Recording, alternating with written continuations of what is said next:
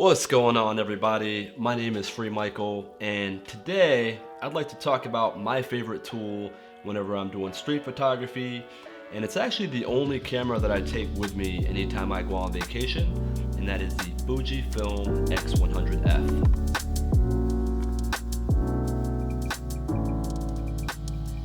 So quick disclaimer, this video is not intended to be a deep dive into the camera, but rather to share my experience with the X100F over the past few years. So 3 years ago, I was in the market for a camera, and there were really 4 things that I was looking for in this camera.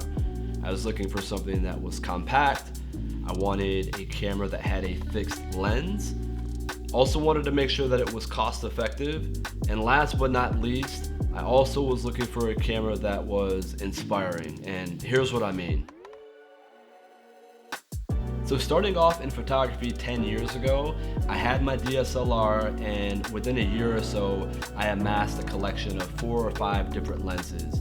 And that can be very daunting, especially for a young photographer, because now you've introduced 5 options that you have to now make a decision, which can hinder your creative process.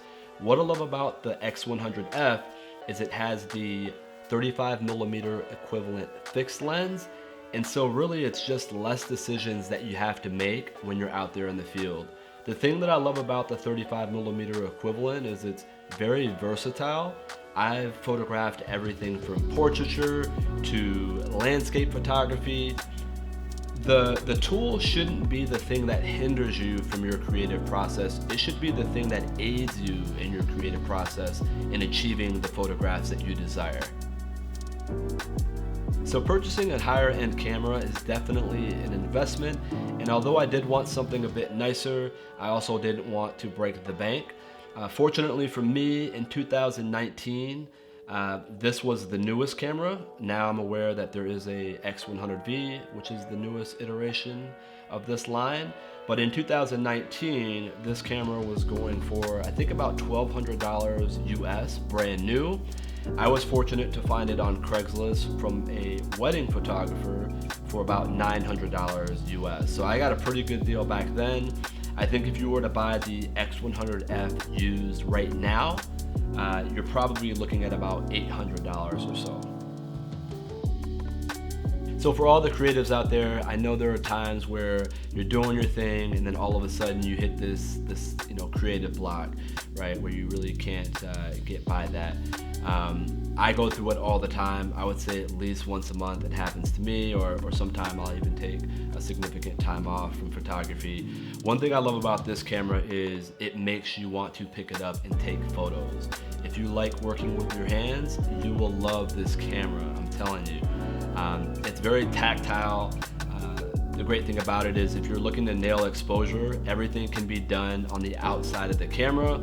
Obviously, if you want to dive into some of the other features like the film simulation, you'll have to dive into the interface, but it's really fun to use. I can't tell you, it's almost guaranteed every time I'm shooting downtown Chicago.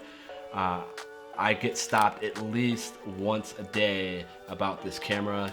Either somebody who has never seen it before and wants to comment on it, or somebody who has used the camera or has the camera and they're like, oh yeah, that guy knows what he's talking about. So I love this thing. I will never part with this camera unless I have like children and maybe I pass it down. But even then, it's not guaranteed. I appreciate that you guys made it this far.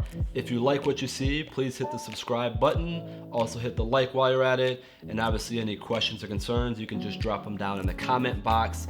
I plan on releasing a video at least once a week. And really the goal is to connect with like-minded individuals and to, keep each other motivated and inspired as we're all continuing towards our creative journey. So again, my name is Free Michael. Peace.